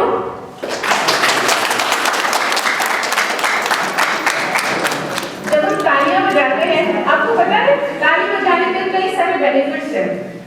हमारी भारत की सरकार ने, और मुझे लगता है नेपाल की सरकार भी, या अन्य देशों की सरकार, कोई भी सरकार अभी तक ऐसी नहीं है जिसने 2 चीजों पर टैक्स नहीं लगाया। अदरवाइज तो बहुत सारे टैक्स हैं, कहीं हाउस टैक्स है ना, तो कहीं व्हीकल के भी टैक्स होते हैं, इनकम पर भी टैक्स होता है, लेकिन 2 चीजों पर टैक्स नहीं है। एक तो जो आपने अभी किया, तालियां बजाना, इस पर कोई टैक्स नहीं है। तो जब तक टैक्स नहीं लगता तब तक इसका भरपूर आनंद लीजिए, दिल खोल कर तालियां बजाया कीजिए।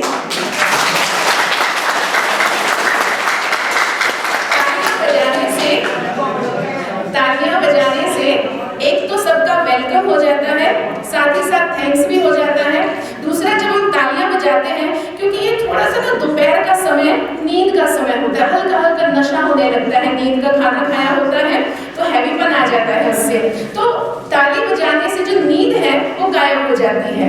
अगर कोई ऊपर की यात्रा कर भी रहा है ना नींद की, वो नीचे आ जाता है ताली बजाने से। और तीसरा वेलकम तो, और जो हमारे हाथों की एक्सरसाइज है, जब हम करते हैं तो हमारे हाथों की एक्सरसाइज हो जाती है। तो एक तो तालियों पर टैक्स नहीं, दिल खोलकर तालियां बजाया कीजिए, और दूसरा मुस्कुराने पर कोई टैक्स नहीं। यहाँ तक कि मुस्कुराने से तो फोटो भी अच्छी आती है, तो इसलिए मुस्कुराया कीजिए। तो बात कर रहे थे मेडिटेशन की, अभी बहुत मुस्कुराया, खुश हुए, एंजॉय किया सभी ने। अच्छा, 2 लाइनें और कहना चाहूंगी, क्योंकि आप सभी युवा बैठे हैं, क्योंकि युवा काल वो काल है कि जिसमें हम अपने जीवन का कोई ना कोई लक्ष्य लेकर के बैठे हैं।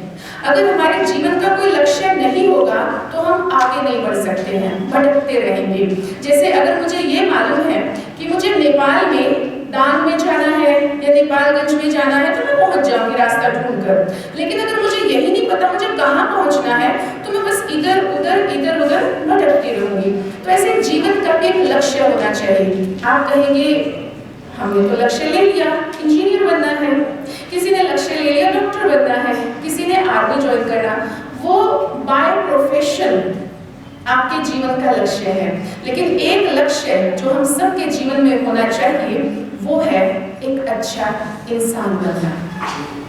एक अच्छा इंसान, कहते हैं सुंदर हाथ वो नहीं होते जो गोरे होते हैं या जिसमें बहुत सारा गोल्ड होता है। सुंदर हाथ वो नहीं होते, सुंदर हाथ वो होते हैं जो सबकी मदद के लिए तैयार रहते हैं, उसको सुंदर हाथ कहते हैं।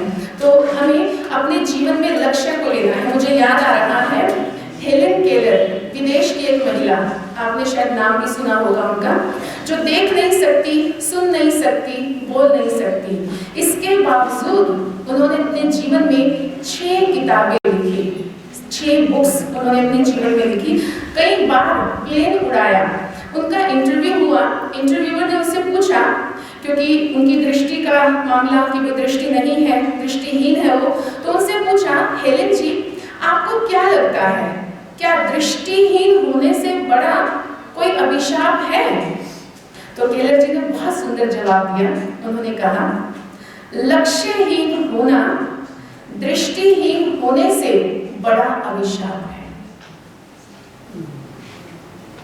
जिस इंसान के जीवन में लक्ष्य नहीं है वो 2 नेत्रों के होते हुए भी नेत्रहीन ही है, दृष्टिहीन ही है। तो हमें भी जीवन में लक्ष्य लेकर के चलना है।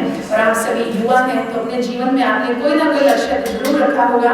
हमारे यहाँ युवाओं के लिए बहुत सुंदर बात कही जाती है, जो आप सब युवाओं के लिए भी, क्योंकि युवा का मतलब केवल शरीर से युवा नहीं, युवा अर्थात जिसके अंदर सीखने की भावना है, जिसके अंदर कुछ करने की भावना है, जो दूसरों को जिंदगी देने के लिए खड़ा है, युवा वो होता है। इस संस्थान की पूर्व मुख्य प्रशासिका जो कि 104 वर्ष की थी, जो 104 वर्ष की होने के बावजूद दिन भर कार्यक्रम करती थी, सेवाएं करती थी, कभी इधर कभी उधर। आज वो इंडिया में है तो सुबह में इंडिया में है तो शाम को नेपाल में है, अगले दिन किसी और कंट्री में है। क्यों? क्योंकि वो मन से अपने को हमेशा युवा समझती थी। तो युवाओं के लिए मैं कहना चाहूंगी, दोहराए न जिसको दुनिया वो कहानी क्या है, गढ़ के ना रह जाए जो दिल में वो निशानी क्या है। दोहराए न जिसको दुनिया वो कहानी क्या है, गढ़ के ना रह जाए जो दिल में वो निशानी क्या है। नीयत साफ मकसद ऊंचा, नीयत साफ मकसद ऊंचा, अगर जवानी में नहीं वो जवानी क्या है, वो जवानी क्या है। अपने इस युवा काल में आप सभी एक सुंदर सा लक्ष्य लेकर के चले और उस लक्ष्य की पूर्ति के लिए, क्योंकि रामा की पर्सनैलिटी हमें बनानी है, तो उसकी पूर्ति के लिए मेडिटेशन हमें बहुत मदद करेगा। अब मेडिटेशन के बारे में बताना चाहूंगी। आप बोर तो नहीं हो रहे? बोर तो नहीं हो रहे ना? अच्छा लग रहा है सभी को और समझ भी आ रहा है। वैसे आपके मुस्कुराते चेहरे बता भी रहे हैं कि आप बोर नहीं हो रहे हैं। अच्छा, मेडिटेशन जो है, कुछ लोग समझते हैं मेडिटेशन माना आंखें बंद करके सफेद कपड़े पहनो और घर से बाहर चले जाओ, वो मेडिटेशन नहीं।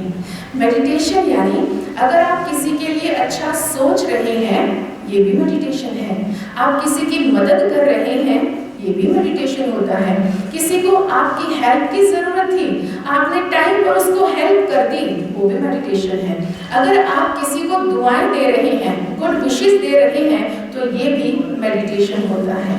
यानी मन में अच्छा सोचना मेडिटेशन कहलाता है।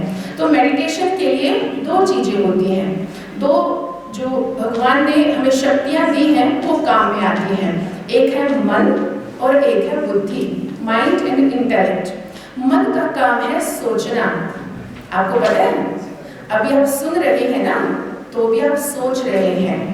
कोई तो ये सोच रहा होगा पता नहीं बहन जी कब पूरा करेंगे, है ना। किसी को घर का कोई काम वो याद आ गया होगा, कोई सोचेगा अरे बड़ा अच्छा चल रहा है, थोड़ा सा और सुनाए तो अच्छा है ना। कुछ भी, हर एक का मन सोचता है। हम सबके मन में बहुत तरह के विचार चलते रहते हैं। कभी वेस्ट थॉट्स होते हैं, कभी नेगेटिव होते हैं, कभी ऑर्डिनरी होते हैं, कभी कभी पॉजिटिव। मैक्सिमम जो होते हैं वो नेगेटिव और वेस्ट होते हैं। और इसकी वजह से हम कई बार क्या कहते हैं, हम गुस्सा नहीं करना चाहते थे पर गुस्सा आ जाता है ना। हम आउट ऑफ कंट्रोल हो गए क्योंकि हमारे अंदर सेल्फ कंट्रोल नहीं रहा। मेडिटेशन से वो सेल्फ कंट्रोल आता है। मन से आप अच्छे विचार कीजिए।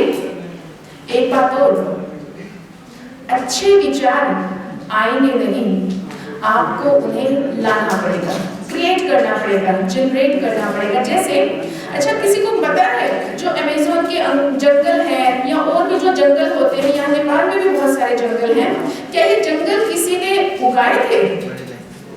अपने आप उग गए। लेकिन गार्डन तैयार करना पड़ता है, संभाल भी करनी पड़ती है। ऐसे ही नेगेटिव और वेस्ट थॉट्स जंगल की तरह अपने आप उग जाते हैं, अपने आप विचार आते रहते हैं। लेकिन पॉजिटिव का बगीचा आपको तैयार करना पड़ेगा। आपको अपने मन को खुद पॉजिटिव विचार देने पड़ेंगे। तो मन को पॉजिटिव विचार दीजिए और बुद्धि से, सबके पास बुद्धि है तभी तो यहाँ बैठे हैं, और इंजीनियरिंग कौन करता है? बुद्धि है तभी तो ना। तो बुद्धि से विजुअलाइजेशन करना है, चित्र बनाना है। तो अभी आप अपने मन और बुद्धि को यूज करने के लिए रेडी हैं? इसमें एक छोटी सी बाधा अक्सर आती है और उस बाधा का नाम है मोबाइल। वैसे तो बहुत यूजफुल है, लेकिन मेडिटेशन के टाइम ये कभी-कभी अवरोध उत्पन्न कर देता है। तो आप सबसे रिक्वेस्ट है मेरी कि 3 मिनट के लिए अपने मोबाइल को बिल्कुल साइलेंट, वाइब्रेशन भी नहीं, साइलेंट मोड पे कर दीजिए प्लीज। 3 मिनट के लिए सभी। देखो एक चीज, अब देखिए कंसंट्रेशन पावर बहुत बढ़ जाती है। जब मैं भी अपने स्टूडेंट लाइफ में थी, वैसे तो मैं अभी भी स्टूडेंट ही हूँ क्योंकि सीखने की कोई उम्र नहीं होती है, सबसे सीखो। लेकिन जब आपकी तरह स्टूडेंट थी तो उस समय मेडिटेशन ने मुझे बहुत मदद की, क्योंकि मेडिटेशन से क्या होता है कि हमारी कंसंट्रेशन पावर बढ़ती है। जो हम 4 घंटे में रेडी करते थे अपने टॉपिक्स को, वो 1 घंटे में होने लग गया था। क्योंकि उस समय क्या होता था कि हमारा मन इधर उधर नहीं भटकता था मेडिटेशन करने से। तो आपको भी इसका बहुत बड़ा बेनिफिट हो जाएगा। तो सीधे होकर बैठे और अपनी आंखें बंद कर सकते हैं। जैसा मैं बोलूँगी, बोलना नहीं है लेकिन बुद्धि से विजुअलाइज करना है, ठीक है? चलिए।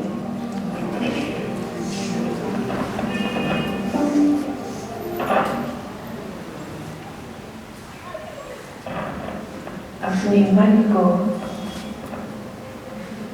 चारों तरफ की बातों से हटा ले। महसूस करें मैं एक सुंदर से गार्डन में हूँ। चारों तरफ हरियाली है, खुशबूदार रंग बिरंगे फूल खिले हैं।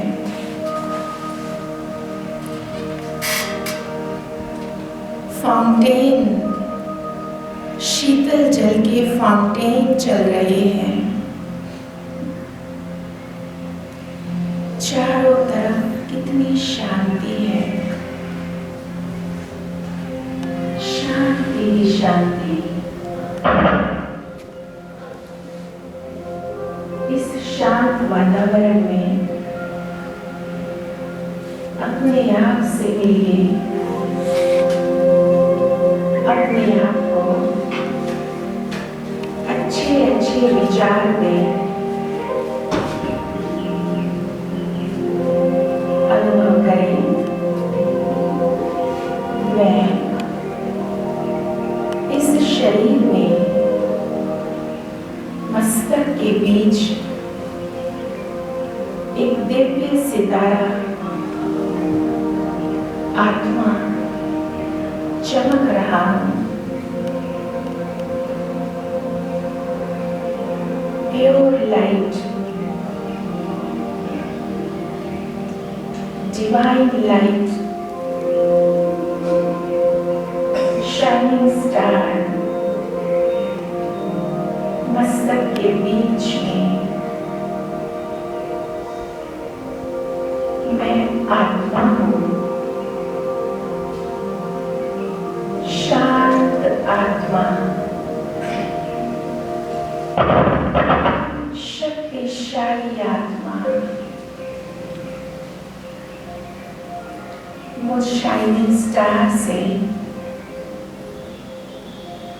शांति की रेस मेरे चारों तरफ फैल रही है।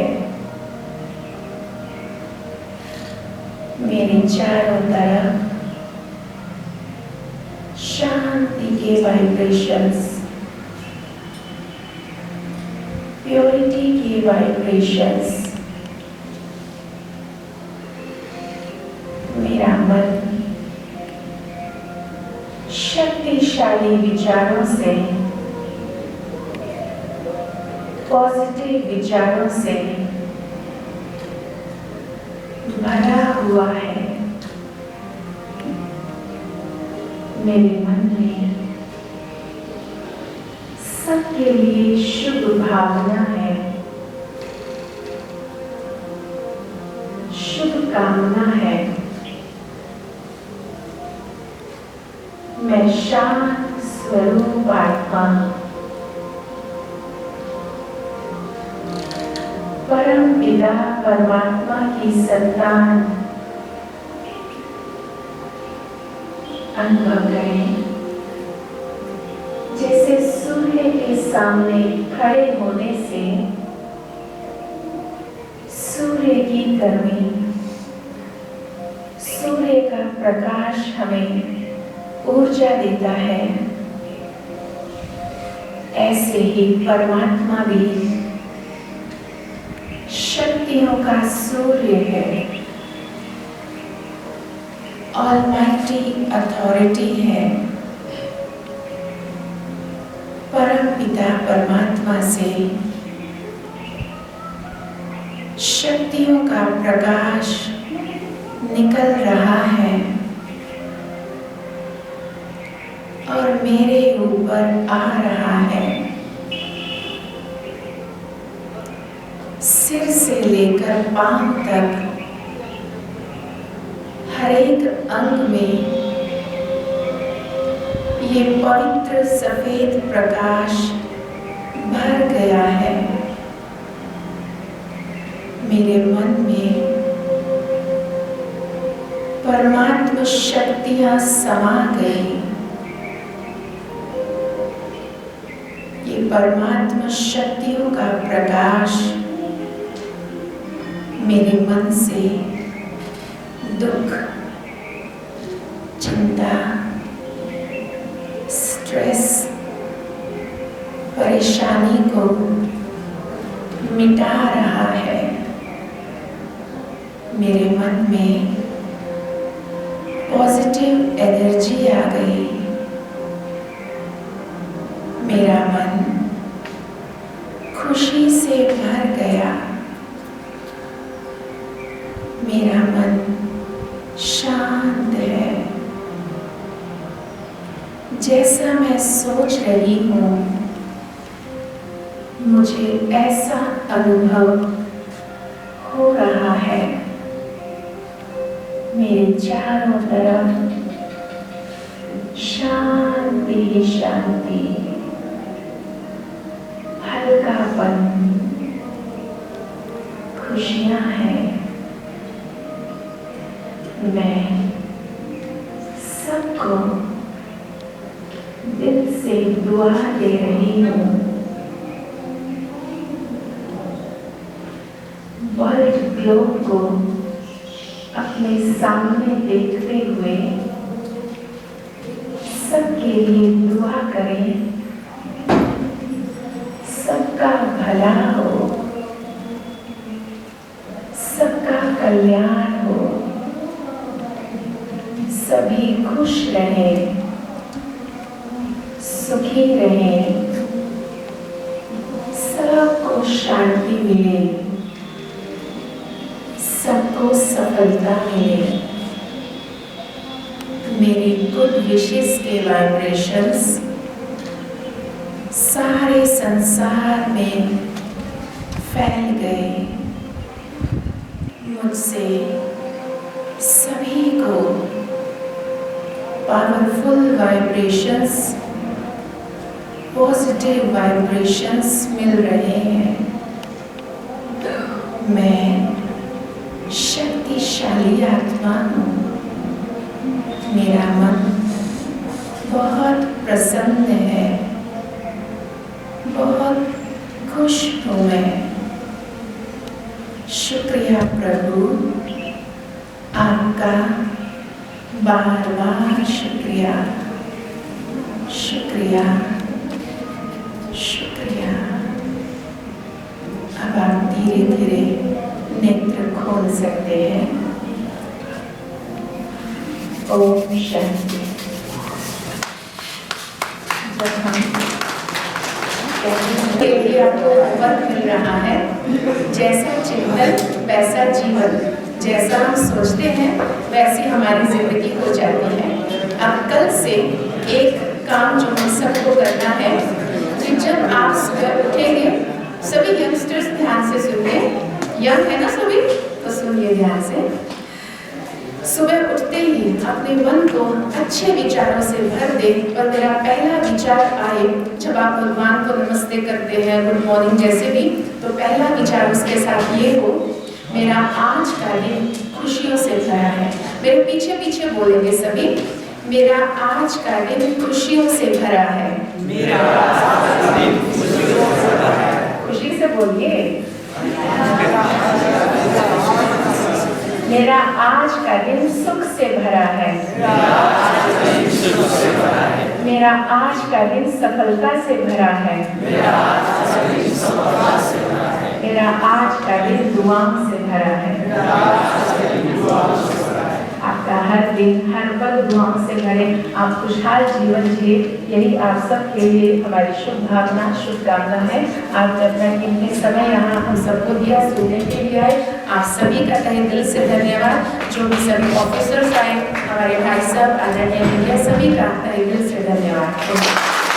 प्रमुख जिला अधिकारी जो, प्रहरी प्रमुख जो, राष्ट्रीय अनुसंधान का उपनिर्देशक जो, सशस्त्र प्रहरी का प्रहरी नायक परीक्षक जो, यसै गरी राप्ती इन्जिनियरिङ कलेजका निर्देशक मधुसूदन वैद्य ज्यू, यसै गरी हाम्रो निमन्त्रणलाई स्वीकार गरेर आउनुहुने पत्रकार महासङ्घका अध्यक्षज्यू हाम्रो बिचबाट गइसक्नु भएको छ, दुर्गालाल केसीज्यू,